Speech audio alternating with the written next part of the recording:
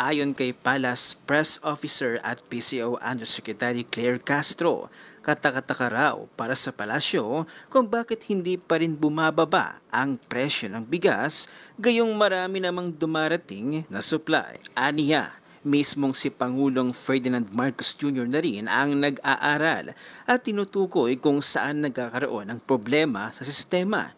Patuloy na tinututukan raw ng pamahalaan ang isyu na ito at tiniyak ng Pangulo na hindi niya ito tatantanan.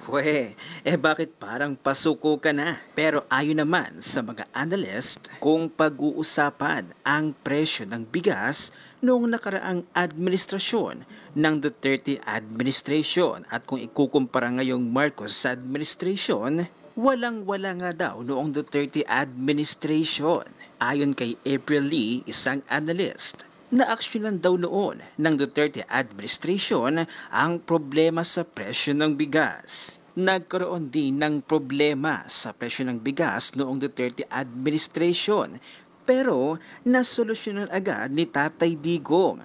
Ibang-iba sa Marcos administration ngayon. Kaya't ang analyst na ito ay napasabi na lamang na si Duterte did a great job. Panoorin nyo to mga lords. At dito nyo mapapatunayan na pati presyo ng bigas sa panahon ng Duterte administration ay inaksyonan agad ni Tatay Digong. Panoorin natin. During the time of the Duterte administration, we also had rice problems in 2018.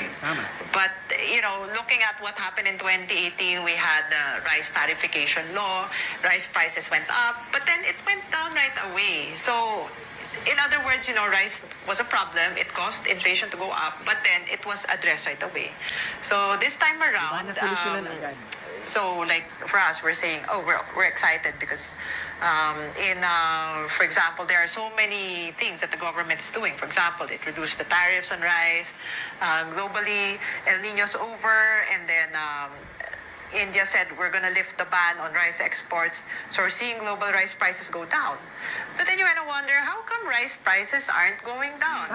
So, in that respect, I would say that if corruption was the answer to, the reason why rice prices aren't going down, then in that respect, I could say Duterte did a better job.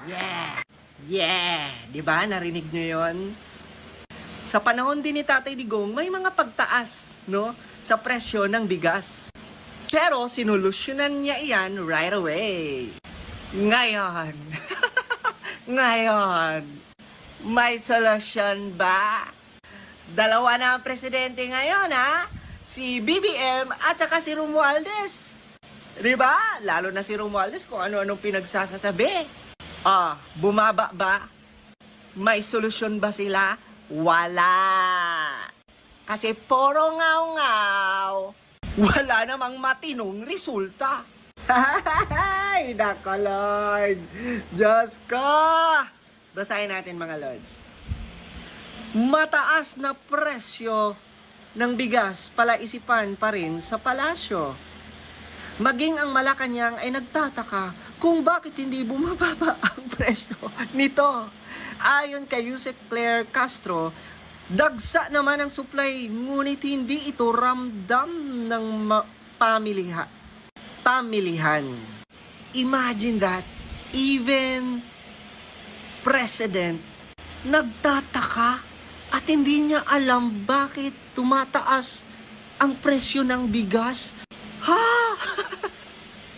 Grabe. Diba, sakit sa ulo no? Talagang, ewan ko ba kung Mr. President, tinitignan mo ba talaga kung ano ang nangyayari sa ilalim? Seems like wala kang alam, wala kang pakialam.